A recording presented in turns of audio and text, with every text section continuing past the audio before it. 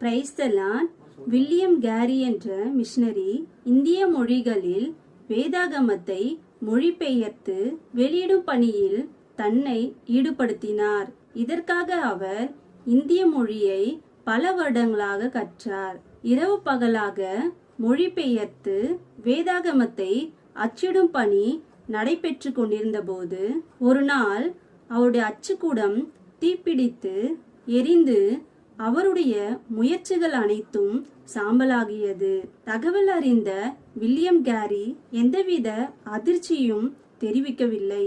அவர் முழங்கால் படியிட்டு, எனக்கு இந்த வேதாகமத்தை இன்னொரு முறை மொழிபெயர்த்து அச்சிட பலன் கொடுத்திருக்கிறீரே, உமக்கு நன்றி என்று கூறினார். அடுத்து ஒரு நொடி கூட தாமதமின்றி தன் பணியை ஆரம்பித்து முடித்தார். இரண்டாம் விசை அவர் வெளியிட்ட வேதம் முந்தின முயற்சியை காட்டிலும் சிறப்பானதாய் இருந்தது.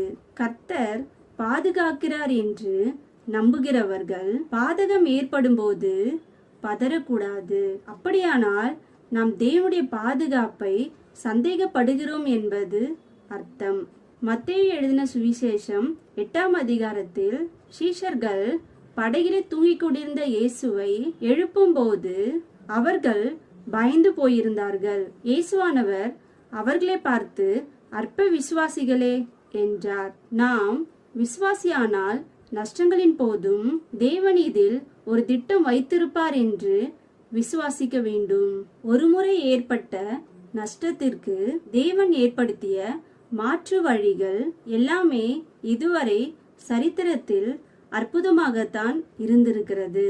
ஆகவே இழப்புகள், நஷ்டங்களை கண்டு கலங்க வேண்டாம். இயேசுவின் நாமத்தில் கூறி முன்னேறி செல்லுங்கள். கர்த்தர் நம்மை ஜெயமாக நடத்துவார். அதை தாண்டி சென்று தேவனுடைய வழிகளை எண்ணி மகிழ்வோம்.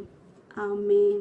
பாதைக்கு தெய்வம், பேதைக்கு வெளிச்சம், உந்தன் வசனமே.